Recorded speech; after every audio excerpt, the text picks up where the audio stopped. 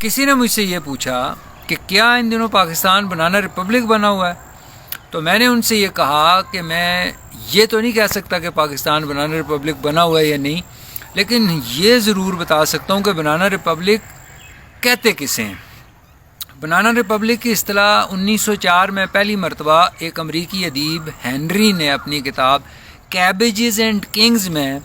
ایک ملک کے لیے استعمال کی جسے ہم ہنڈیورس کہتے ہیں، اور جو شاید آپ جانتے ہوں کہ براعظم امریکہ کے وسط میں یہ واقعہ ہے۔ لیکن یہ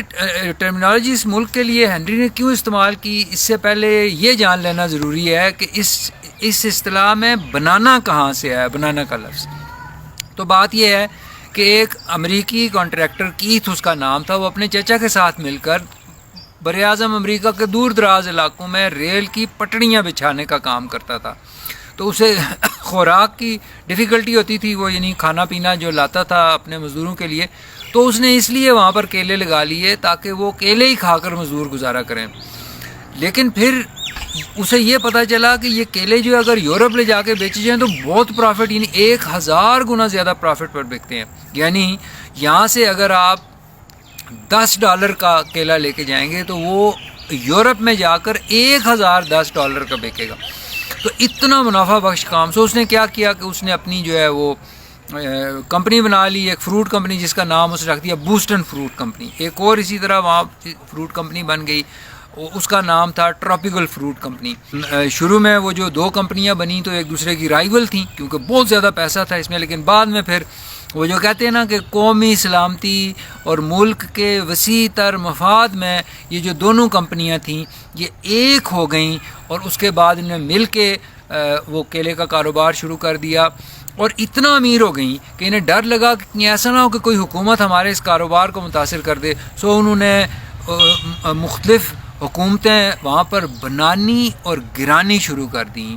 اور اس کے بعد یہ ہوتا تھا کہ جتنے ڈاکو، چور، مفرور، ان سب کو انہوں نے اپنی کمپنیوں میں ملازمتیں دے کر ان کے سر پر ہاتھ رکھ لیا تاکہ کوئی بھی وہ انہیں جو تنگ کرے وہ اس کو سیدھا کر سکیں۔ اچھا، سو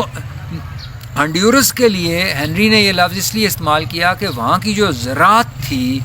وہ اور دیگر وہاں کے کچھ وسائل تھے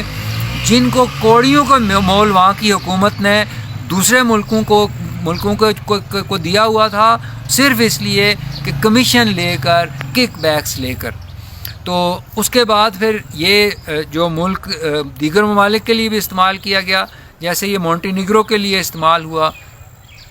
یہ کیا ہے گوئٹا مالے کے لیے استعمال ہوا، ارجنٹینا کے لیے استعمال ہوا، اور یہ جو ہے اس طرح سے استعمال ہونے لگا کہ وہ ممالک، یعنی اس کی ظاہر ہے وہ کینوس بڑھتا گیا کہ وہ ممالک جہاں پر جو لوگ ہیں ان کے وسائل دوسرے ممالک کو جا رہے ہوں، پرافٹ جو وہ ان کے جو بینیفیشریز ہیں اس ملک کے جنہوں نے اسٹیٹس کو رکھا ہوا ہے وہ کھاتے رہیں، اور ٹیکس جتنا ہو وہ عوام کو لگے، جتنی عیاشی ہو وہ حکمران کریں، اور جتنی تکلیف اٹھانی ہو وہ عوام کو اٹھانی پڑے۔ اور جیسے میں نے بتایا کہ اسمبلی جو ہے وہ ربر سٹیمپ ہو، اس کو جو حکم آئے اس پہ دستخط کریں، تمام قوانین جو ان کے پیروں تلے ہوں، جو ان کا بس چلے، جس قانون کو جیسے توڑنا موڑنا چاہیں یہ توڑ موڑ سکیں۔ تو یہ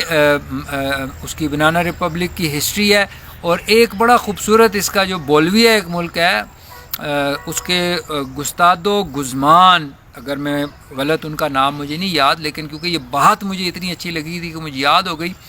وہ امریکہ میں سفیر تھے جب بولیویا کے، تو انہوں نے کہا کہ امریکہ ہمارے ساتھ ہماری آزادی کو اور خود مختاری کو نظر انداز کر کے ہمارے ساتھ ایسا سلوک کر رہا ہے جیسا کوئی بنانا ریپبلک کے ساتھ کرتا ہے۔ امید ہے آپ اچھی طرح سے سمجھ گئے ہوں گے کہ بنانا ریپبلک کا کیا ہوتی ہے۔ اب اس بات کا فیصلہ آپ خود کر لیں کہ پاکستان بنانا ریپبلک ہے یا نہیں۔